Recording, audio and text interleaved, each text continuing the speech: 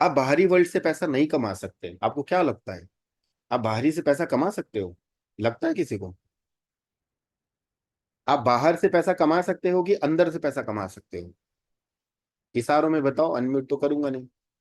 बाहर से कमा सकते हो कि अंदर से कमा सकते हो? अंदर से। अब अंदर से कैसे? कुछ लोग बोलेंगे सर आपने ऐसा क्वेश्चन पूछ दिया, पैसा तो बाहर से आता, अंदर से कहाँ से आएगा? कुछ लोगों के दिमाग में ये बात आएगी। एक छोटा सा एग्जांपल देता हूँ। आपके दिमाग में एक ऐसा विचार आया कि मुझे ये काम करना चाहिए, आपने उस काम को किया और उस काम में आपको मिल गई सक्सेस, और उसमें आपने 2-3 करोड़ रुपए कमा लिए। आप बोलोगे अरे यार ये आइडिया कहाँ से आया? अंदर से आया कि बाहर से आया? अंदर से आया। पैसा, पैसा बाहर से नहीं आता। जिसको हम कहते हैं ना करेंसी, करेंसी मतलब करंट सी, जो करंट के साथ बहती है उसे हम कह रहते हैं करेंसी। 2000 की नोट मोदी जी ने रात को 8 बजे के आके बोले आज से, सॉरी, 500 रुपए की नोट बंद। हो गया ठन ठन गोपाला। अब उसी जगह पे मोदी जी नहीं बोल सकते कि आज से गोल्ड का खरीदना बिकना बंद, क्योंकि वो नोट है। वो नोट जो होती है, आप दुनिया के किसी भी कोने में रहो, अगर आपके पास इनसाइड टैलेंट है, इनसाइड ज्ञान है, तो आप बहुत पैसा कमा सकते हो। अगर आपके पास आउटसाइड ज्ञान है तो आप शारीरिक श्रम कर रहे हो। कई लोग हमारे इंडिया में रहते हैं जो फॉरेन में जाकर के जो सॉफ्टवेयर इंजीनियर होते हैं, तो वो अपने कला का ही तो पैसा लेते हैं। जो एक नॉर्मल पेंटिंग बनाता है, 50-50 लाख रुपए की एक पेंटिंग बेचता है, वो कहाँ से कमा रहा है? वो बाहर से। उसने अपने बुद्धि का प्रयोग किया और वो पेंटिंग बनाया। तो आज से अपने दिमाग में एक बात याद रख लेना कि एवरीथिंग इज इनसाइड। जो दुख है ना आपके जीवन में, वो बाहर नहीं है, वो अंदर है। जो बीमारी है ना, वो बाहर नहीं है, वो अंदर है। आज अगर आपके पास पैसों की कमी है तो वो बाहर नहीं है, वो अंदर है। क्योंकि आप, अगर आप बीमार हैं तो शारीरिक रूप से आप बीमार हैं। अगर आपके दिमाग में नेगेटिव थॉट चलते हैं, आप डिप्रेशन में हैं, तो आप मानसिक रूप से बीमार हैं। अगर आपके पास पैसों की टंठन है तो आप आर्थिक रूप से बीमार हैं। हम सबको मालूम है कि बीमारी 2 प्रकार की होती है, परंतु इस क्लास में आप सीखोगे कि बीमारी 3 प्रकार की होती है। कौन कौन सी? एक शारीरिक, एक मानसिक और एक आर्थिक। आर्थिक रूप से अगर आप बीमार हो, कितनी भी मेहनत कर लो, शारीरिक रूप से बीमार हो तो दवाई खा के ठीक कर लोगे। मानसिक रूप से बीमार हो तो भी दवाई खा के ठीक कर लोगे। परंतु आर्थिक रूप से बीमार हो तो ठीक करने के लिए आपको प्रयोग करना पड़ेगा, आपकी दैवी चेतना का प्रयोग। और जब आप अपनी दैवी चेतना का प्रयोग करते हैं, तो यही दैवी चेतना आपको हायर से हायर डायमेंशन में ले जाती है। और उसके बाद वही लोग जो आपको परेशान करते हैं, वही काम, जिस काम में आपको नुकसान होता है, वही काम आपको लगेगा कि अरे यार, पहले ऐसा होता था अब ऐसा होने लगा। क्योंकि आपने अपने देखने का नजरिया बदल दिया, आपने कार्य करने का नजरिया बदल दिया, और आपने बहुत सारी चीजें चेंज कर ली अपने जीवन में। इस चीज को धारण कर लिया। तो चलो, अब हम, ये स्टोरी थी, सभी को समझ में आई होगी। अगर किसी को ना समझ में आई होगी तो रिकॉर्डिंग को सुन लेना, बहुत अच्छे से समझ में आ जाएगी। आगे पीछे करके सुन लेना। तो एक चीज दिमाग में बिठा के रखो कि एवरीथिंग इज इनसाइड, आउटसाइड कुछ भी नहीं है। अब हमें जो काम करना है वो आउटसाइड काम करना है, इनसाइड नहीं करना। आउटसाइड काम नहीं करना है, हमें इनसाइड करना है। तो हम चलते हैं स्वर विज्ञान की तरफ। स्वर विज्ञान में यह है, भगवान शिव और माँ पार्वती के बीच में एक संवाद होता है। वो देखती हैं, क्योंकि ब्रह्मा जी ने तो क्या किया, शिव जी ने क्या किया, सारी मानव की शक्ति मानव के भीतर छुपा दी है। अब बेचारा वो तो गरीब हो गया, क्योंकि उसको था ही नहीं। तो माता ने देखा, भगवती ने देखा कि यार, इतना मानव दुखी है, प्रताड़ित है, कष्टों में है, रोग में है, व्याधि में है, हाहाकार मचा हुआ है उसके जीवन में। तो शिव जी का जो काम है वो क्या है? संहार करने का। विष्णु जी पालन करता है, ब्रह्मा जी रचयिता है, विष्णु जी पालन करता है, और शिव जी जो है वो संहार करता है। तो माँ भगवती ने उनसे पूछा कि हे प्रभु, मुझे ये बताइए कि ये जो मानव आपने इस सृष्टि की रचना करी है बहुत खूबसूरत सी, यहाँ पे मानव इतना दुखी है, प्रताड़ित है, ऐसा क्या है जिससे मानव उसका सदुपयोग करे और अपने जीवन में कुछ अच्छा कर ले? ऐसा प्रश्न माँ भगवती ने शिव जी से पूछा। तो उन्होंने कहा कि हे देवी, मैं तुम्हें स्वर की साधना के बारे में कुछ बताता हूँ, और अगर यह स्वर की साधना कोई भी मानव कोई भी मानव अगर ईमानदारी से करता है, पूरी श्रद्धा से करता है, तो उसके जीवन में किसी भी प्रकार का कोई दुख, रोग, व्याधि, कष्ट और जो नौ ग्रह हैं वो भी उनका कुछ अहित नहीं कर सकते। क्यों नहीं कर सकते? क्योंकि मानव के पास एक सबसे मूल्यवान चीज है, वह है उसकी सांसें, और जो कि मैंने उसको फ्री में दी है, परंतु वो मानव उस सांसों का दुरुपयोग कर रहा है, सदुपयोग नहीं कर रहा है। वो प्रकृति के विपरीत दिशा में बह रहा है, इसीलिए उसके जीवन में दिक्कतें आ रही हैं। अगर मानव प्रकृति के साथ एकाकार होकर चलेगा, तो उसके जीवन में कभी भी किसी भी प्रकार का कोई दुख, कोई रोग, कोई व्याधि आएगी भी, तो उस रोग, व्याधि, कष्ट से वो बाहर निकल जाएगा। ठीक है, इस प्रकार से भगवान शिव ने माता को बताया। फिर उन्होंने बताया कि हे देवी, इस ब्रह्मांड में भौतिक शक्तियों से मनुष्य इस प्रकार प्रभावित होता है, जैसे चंद्रमा मन को प्रभावित करता है, सूर्य प्रभावित करता है, शरीर में हमारे परमाणुओं में बहुत सारी चेतनाएं होती हैं। शरीर की जब ऐसी स्थिति होती है, वैसा ही हम कार्य करते हैं। यही स्वर विज्ञान का रूढ़ रहस्य है। आध्यात्मिक विचारधारा की दृष्टि से इस तरह स्वर विज्ञान का प्रयोग अंधविश्वास उत्पन्न नहीं करता। ठीक है, ये अभी मैं थोड़ा सा आप लोगों को अ, बता रहा हूं। इस स्वर विज्ञान में किसी भी प्रकार का कोई अंधविश्वास नहीं है। क्यों नहीं है?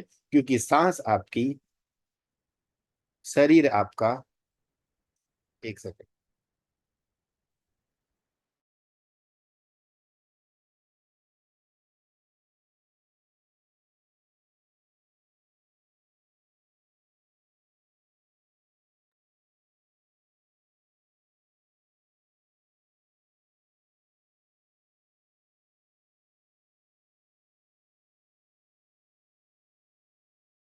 Okay okay. सांस आपकी, शरीर आपका, सब कुछ आपका। तो कोई अंधविश्वास हुआ क्या इसमें? ना तो हम आपको किसी प्रकार का यज्ञ बताएंगे, हवन बताएंगे। छोटे छोटे हवन पूजा आप अपने मानसिक शांति के लिए कर सकते हैं, वो आपकी मर्जी है। अगर आपने स्वर को अच्छे से साध लिया, तो फिर उन चीजों की भी आवश्यकता नहीं होती है।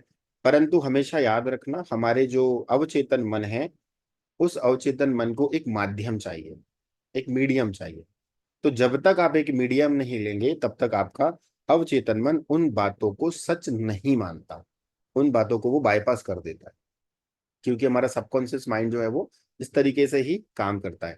अब यहाँ पे समझिए, इस ब्रह्मांड में समस्त शक्तियां विद्यमान है, समस्त सूक्ष्म शक्तियां विद्यमान है। इसमें इसमें बहुत सारी शक्तियां विद्यमान है। कौन कौन सी शक्तियां विद्यमान है?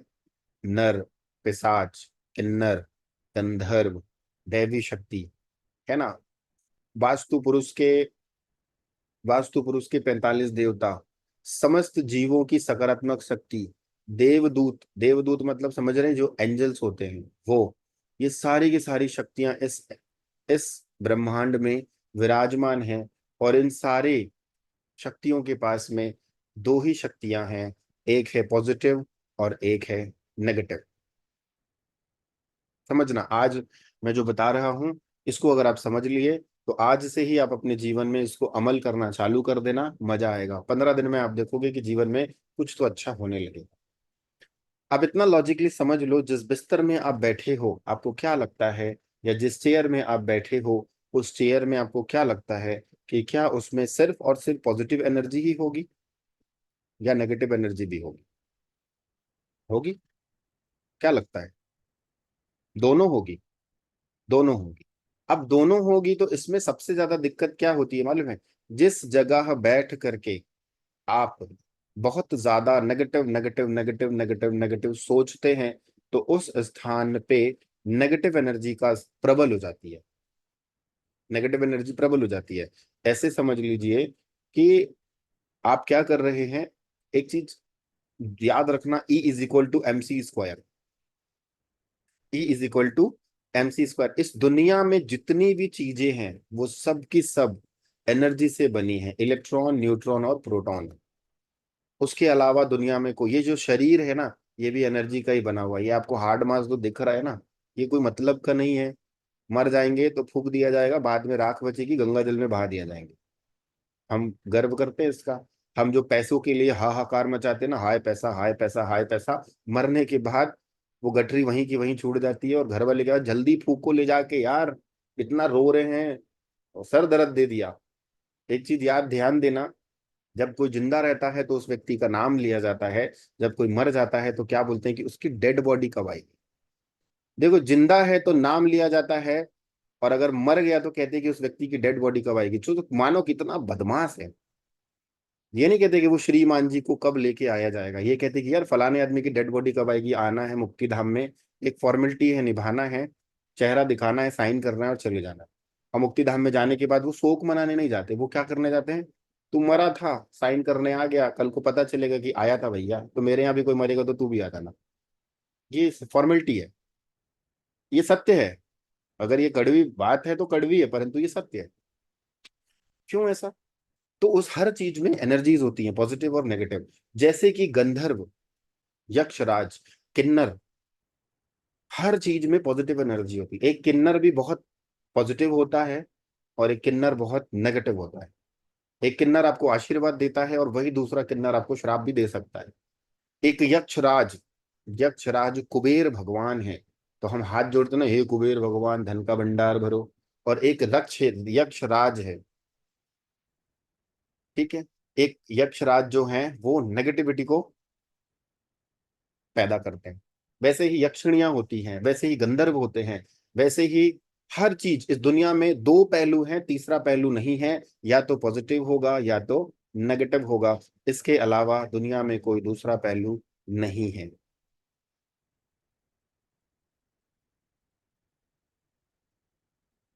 ठीक है, या तो पॉजिटिव होगा या तो नेगेटिव होगा, इसके अलावा दूसरा कोई पहलू नहीं है। अब एक छोटा सा समझना इस बात को, यहाँ पे ध्यान से समझना, ये बहुत इंपॉर्टेंट बात बता रहा हूं। अगर आप अगर आप प्रकृति के विपरीत चलेंगे, समझना इस बात को, अगर आप प्रकृति के विपरीत चलेंगे तो क्या आप सफल बन पाएंगे? नहीं ना। अगर आप प्रकृति के साथ ताल मेल मिला के चलेंगे तो क्या आप सफल बन पाएंगे? यस। ये चीज आपको आज तक किसी ने नहीं सिखाई, और इस चीज को मैं आपको कुछ लॉजिक के माध्यम से सिखाता हूं। एक नदी का बहाव है, एक नदी का बहाव है, वो सामने की तरफ आ रहा है, और आप अपने ढीठ बड़े में अटे हुए हो, और किसी एस्ट्रोलॉजर ने कह दिया कि भैया काम कर, तू गले में 10 रुद्राक्ष की माला पहन, ठीक है, और भगवा कलर का कपड़ा पहन, और नदी के विपरीत जा, तू नदी को फाड़ता हुआ निकल जाएगा, नदी तेरा कुछ नहीं बिगड़ पाएगी। Is it possible? वो नदी, ठीक है, आप कितनी भी मेहनत लगाओगे, 10-12 कदम, 10-12 भी बहुत ज्यादा कह दिया, ज्यादा से ज्यादा आप 2-4 कदम जाओगे, और फिर नदी का दूसरा झोंका आएगा, आपको 10 फीट पीछे और फेंक देगा। आप बोलोगे यार गड़बड़ कहाँ से हो गई, इतनी मेहनत कर रहा हूँ, इतना पसीना बहा रहा हूँ, मेरी सांस फूल गई, आत्मा तरफ गई, मेरे हाथ दर्द करने लगे, भगवान मेरा साथ क्यों नहीं दे रहा? फिर आप शनि भगवान को कोसते हो कि शनि भगवान मेरी कुंडली में गलत बैठे हैं। फिर वो एस्ट्रोलॉजर ने उपाय तो सही बताया था, फिर भगवान को बोलते हो कि हे भगवान, तूने मेरे जीवन में इतना दुख क्यों दिया? भगवान बोलता है, अरे मूर्ख, तू विपरीत क्यों चल रहा है? और हम समझ ही नहीं पा रहे। ये पहला एग्जाम्पल है। दूसरा एग्जाम्पल है, हवा का बहुत तेज प्रवाह आ रहा है, हवा का बहुत तेज प्रवाह आ रहा है, और आप सोचते हो कि मैं उसको छेद भेद करके आगे निकल जाऊंगा। क्या आप निकल पाओगे? सामने से आंधी आ रही है, और आप सोच रहे हो कि मैं उसको एकदम, मतलब खली के जितना पावर है मेरे पास, और किसी बाबा ने मुझे ऐसे चूरन चटनी दे दी कि इसको गले में पहनना, हवा तेरा कुछ नहीं बिगाड़ पाएगी। आप उस हवा को भेद पाओगे? नहीं पा सकते। कारण समझना, प्रकृति के द्वारा बनाई हुई चीजें, हम मानव के पास इतनी शक्ति नहीं है कि हम प्रकृति के द्वारा बनाए हुए नियम को तोड़ सकें। पहली चीज ये है कि गवर्नमेंट ने जो नियम बनाए हैं वो हम नहीं तोड़ सकते, तो प्रकृति के नियम तो अपने ही हैं। ठीक है, संविधान में जो नियम बनाए हैं, अगर किसी ने किसी का मर्डर कर दिया तो ये धारा लगेगी, चाहे वो सीएम हो, पीएम हो, पीएम के अब्बा हो, चच्चा हो, कुछ भी हो, धारा वही लगेगी। अगर किसी ने चोरी करी है तो धारा वही लगेगी, भले वो 100 रुपए की करी हो, 100 करोड़ की करी हो, कितनी भी करी हो, धारा तो वही लगेगी। तो मानव द्वारा जो नियम बनाए गए हैं मानव स्वयं नहीं बदल सकता, तो प्रकृति द्वारा बनाए हुए नियम को मानव कैसे बदल सकता है? और हम मूर्ख लोग यही कर रहे हैं कि प्रकृति के द्वारा बनाए हुए नियम को तोड़ने की कोशिश कर रहे हैं। और प्रकृति फिर इतने जोर से धक्का मारती है ना कि 4 कदम आगे चलते हैं और 40 कदम पीछे फेंक गिरा देती है। और बाद में हम कहते हैं कि यार जीवन बड़ा खराब है, क्या बताऊं, भगवान ने मेरे जीवन में पूरा दुख ही दुख दिया, इससे अच्छा तो मर जाना अच्छा था।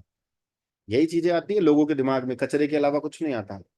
अब आज आपको मैं बताऊंगा कि प्रकृति के हिसाब से चलना सीखो।